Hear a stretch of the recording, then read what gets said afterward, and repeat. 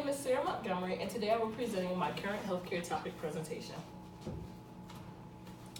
For my presentation, I chose sickle cell disease. Sickle cell disease is defined as a severe hereditary form of anemia in which a mutated form of hemoglobin distorts the red blood cells into a crescent shape at low oxygen levels. It is most common among those of African descent.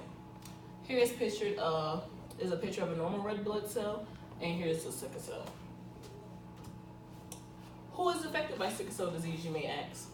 Sickle cell disease affects millions of people throughout the world, and is particularly common among those of whose ancestors came from sub-Saharan Africa and Spanish-speaking regions in the Western Hemisphere, such as South America, the Caribbean, Central America, Saudi Arabia, and Mediterranean countries, such as Turkey, Greece, and Italy. Here's a chart. It shows that 1 out of every 500 African American births have sickle cell disease. This one shows that 1 out of 1,000 Hispanic births, someone is found with sickle cell disease. And this is 1 out of every 12 African American births, someone will have the sickle cell trait. How is someone's everyday life affected by sickle cell disease? Sickle cell anemia can make life more difficult, especially for a child who will need to deal with delayed sexual maturity and stunted growth. They will need to avoid things that could cause crisis, such as certain medications that restrict blood vessels, high altitudes, and strenuous exercise. Adults will also have to try to avoid things that cause painful crises that can last for a long period of time. And here's a diagram showing some complications of sickle cell disease that come along with sickle cell disease, such as anemia, skin ulcers, delayed puberty, and retinopathy. What is it like to live with sickle cell disease?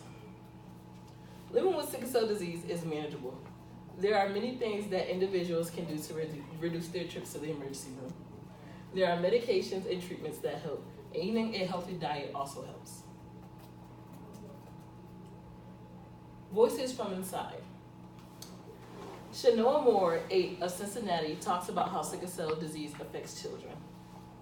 I'm still a regular kid, and I still go to school, she says. I know when I'm getting sick because my head starts to get warm, and my mom knows because my eyes sort of turn yellow. It feels like someone is just squeezing my legs sometimes. It is very, very painful. I found this quote from an online source, and this is an 8-year-old just describing her life and sickle cell, how it's affecting her. How does this affect their role in our society? Having sickle cell disease can affect the individual's ability to actively participate in our society because of the pain crisis that they experience and a list of other health issues that come along with sickle cell disease itself that they may have to battle with, which means that they are very likely to be admitted to the hospital frequently and have regular doctor office visits. Though this does not mean that the individuals do not try or are not successful at living fulfilling lives. What does all of this mean for our nurses? All of this means that nurses have to be understanding and have patience with dealing with patients that have sickle cell disease, because they can often be in extreme pain, which may make them very irritable. They must also offer helpful advice to the patients with the disease.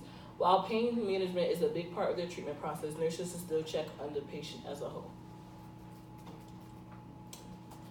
And in conclusion, sickle cell disease is a serious disease that affects about 100,000 to 100,000 Americans, most of which are of African descent. There is no cure for sickle cell disease, and individuals living with the disease are capable of living healthy lives.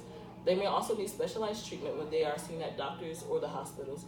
So you must keep that in mind when working with patients that have sickle cell disease.